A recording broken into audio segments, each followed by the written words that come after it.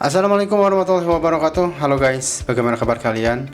Berhubung sesi nonton film bareng sudah tidak ada karena ada strike yang saya terima, maka ke depan saya akan coba membuat video yang lebih singkat dan hanya menceritakan alur cerita dari film yang sudah saya tonton. So, sebelum kita mulai video kali ini, saya sarankan pada kalian untuk mencari posisi menonton yang nyaman. Pastikan paket data Anda cukup untuk beberapa menit ke depan.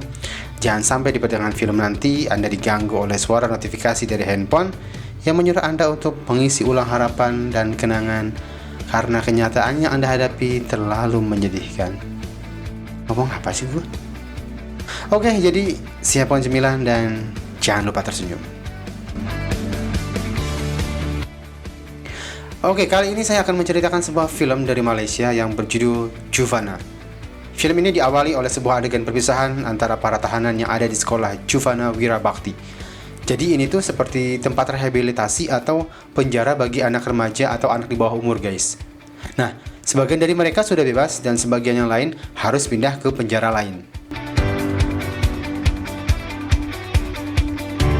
Film ini diperankan oleh beberapa tokoh yang bernama Apek, Ayam, Panjang, Komeng, Kicap, dan Botak.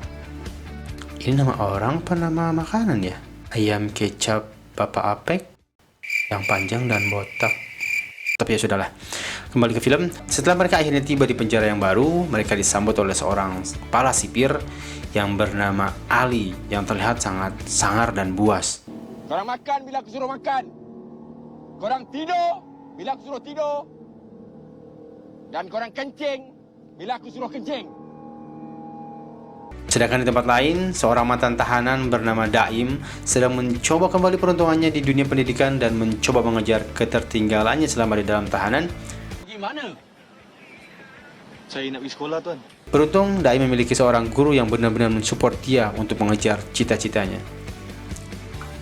Kembali ke dalam tahanan, setelah semua tahanan Wirabakti tersebut dibotaki, mereka akhirnya bertemu dengan pimpinan dari sekolah baru mereka yang bernama Bapak Amirul, yang ternyata sangat tidak menyukai mereka. Keesokan harinya mereka sempat diganggu oleh dua orang pecinta lubang buaya atau gay sebelum akhirnya dihentikan oleh Lan Todak, sosok jahat yang nantinya akan menjadi musuh utama mereka di penjara itu. Jujur guys, saya sangat menyukai karakter Lan ini karena mengingatkan saya pada karakter-karakter penjahat yang ada di film-film Cina yang pernah saya lihatkan guys, yang terlihat menyebalkan dan membuat orang yang melihatnya itu pengen nonjok gitu guys. Apa itu perasaan saya aja ya guys? Ya pokoknya si Lan ini agak sedikit psycho juga gitu guys. Sementara di sekolah, Daim bertemu dengan tokoh heroin yang cantik bernama Sarah, yang pada saat itu sedang diganggu oleh sekawanan anak nakal atau anak kurang kasih sayang mungkin saya menyebutnya, yang salah satunya bernama Adam yang juga akhirnya mengganggu si Daim tersebut. Di situ terlihat Sarah menaruh hati pada Daim guys. Cie.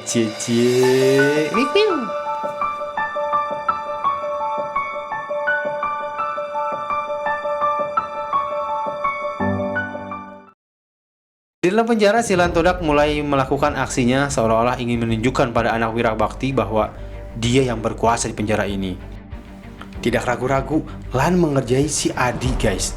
Nah, si Adi ini adalah salah satu dari dua orang yang penyita lubang buaya tadi guys. Nah, si Adi ini dikerjai oleh Lan dengan cara melakukan onani guys. Jadi si Lan ini mengonani si Adi dengan cairan yang tidak saya ketahui guys. Nggak tahu ini sebenarnya cairan panas atau gimana gitu, dan adegan itu terjadi guys.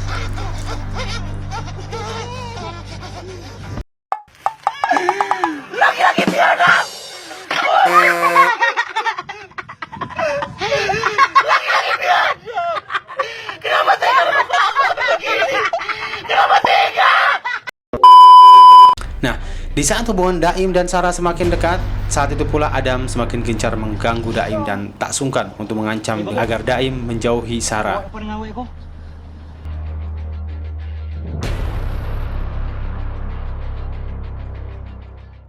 Adam pun akhirnya diskors oleh pihak sekolah, dan pada saat itu tanpa sengaja Adam mendengar percakapan antara pihak sekolah dengan Daim yang menyatakan bahwa kalau Daim ini bekas Juvana atau bekas tahanan. Kembali ke dalam tahanan, ketika Lan mengetahui bahwa Apek dan Kicap akan bebas dalam waktu dekat, Lan akhirnya mencoba membuat masalah agar mereka bisa lebih lama lagi di dalam penjara. Tapi dengar kata ada budak nak keluar. Dan keributan pun tak terelakkan lagi.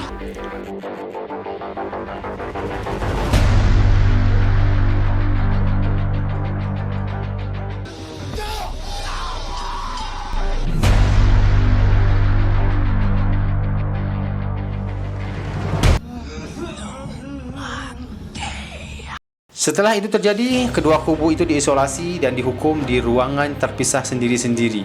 Nah, di sini sebenarnya aku agak pelik guys, kenapa mereka tidak menjawab pertanyaan yang diajukan oleh ketua sipir yang menanyakan kepada mereka siapa sih yang memulai keributan ini lebih dulu gitu. Aku nak tahu siapa yang mula dulu. Nah, mereka itu diam aja guys, nggak menjawab gitu. Apakah mereka takut pada Lan? Entahlah. Yang pasti dikarenakan mereka tidak menjawab ini, mereka akhirnya dihukum selama 2 minggu di dalam ruangan itu. Yang mana artinya Apek tidak bisa lagi bertemu dengan ibunya yang selalu menjenguk dia di penjara, padahal ibunya itu lagi sakit guys. Nah, kembali ke sekolah, Adam akhirnya menemukan cara untuk memisahkan Daim dengan Sarah, yaitu dengan cara memberitahu semua orang bahwa Daim adalah mantan tahanan Juvana yang telah membunuh ibu kandungnya sendiri dengan 7 kali tusukan. Sumpah guys, di sini saya kaget. Saya nggak nyangka kok bisa si Daim membunuh ibunya sendiri. Tapi hati kecil saya berkata pasti ini ada yang salah ini. Dan akhirnya si Sarah pun berhasil menjauh dari si Daim. Ada siapa yang nak kawan dengan orang yang bunuh mak dia sendiri?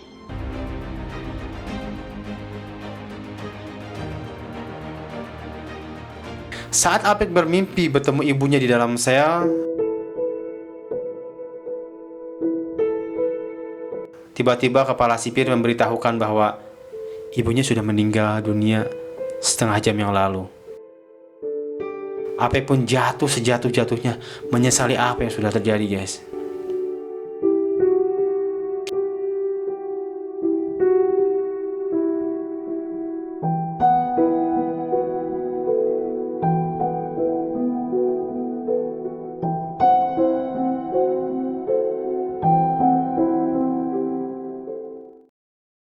Nah, kejadian ini menjadi titik di mana sisi buruk dari Apek akan keluar dan kita akan melihatnya sebentar lagi.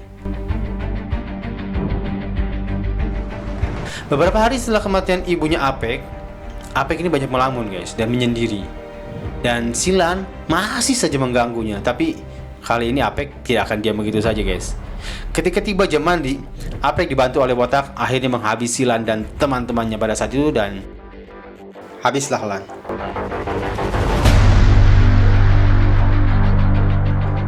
Di sisi lain, Botak yang awalnya selalu merusuh mulai berubah sedikit-sedikit menjadi pribadi yang lebih baik.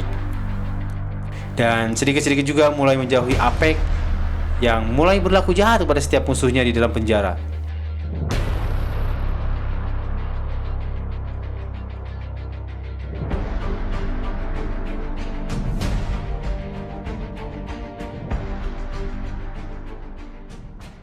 Sementara itu Daim mulai menyerah untuk mengejar mimpinya. Dia merasa tidak ada tempat untuk seorang mantan tahanan seperti dia.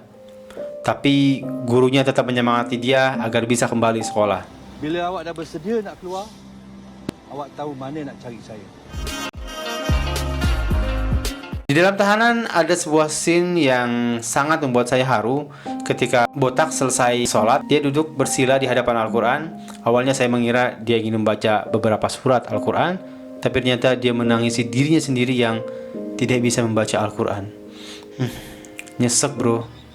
Kau rasa Allah ampunkan tak orang yang tak reti baca Al-Quran?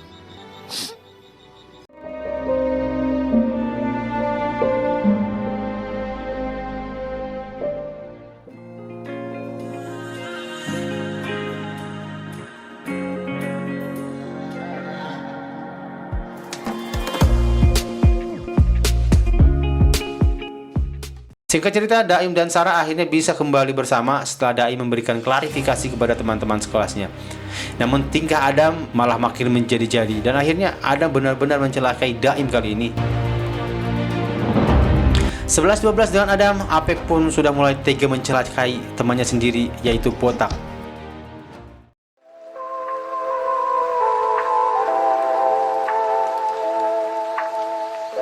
Lama kemudian Daim bertemu dengan Kicap dan Kicap menjelaskan tentang kondisi teman-teman Wirabakti di dalam penjara itu, dan hal itu membuat Daim merasa khawatir dan dia memutuskan untuk menjumpai kawan-kawannya itu di dalam penjara.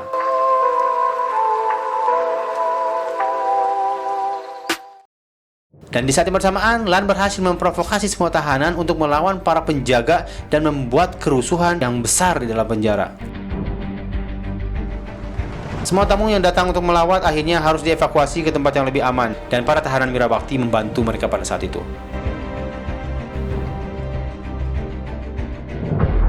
Untuk kedua kalinya, Apek dan Lan akhirnya kembali bertemu. Namun kali ini Lan sudah siap, dan Apek bukanlah lawan Lan pada saat itu. Akhirnya datang Daim dan Botak untuk membantu, namun Botak harus menerima tusukan dari Lan karena dia tidak melawan, guys. Di sini saya mengira Botak akan mati.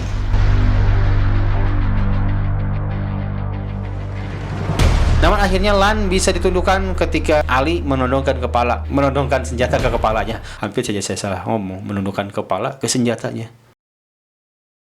Di akhir cerita nampak Botak dan semuanya dalam keadaan baik-baik saja. Namun Botak memang agak sedikit sakit karena ada bekas tusukan di perutnya. Mereka akhirnya menerima penghargaan berupa potongan masa tahanan. Nah, di ujung film ini nampak seorang tokoh yang diperankan oleh Bron Palarai yang tiba-tiba memanggil Botak.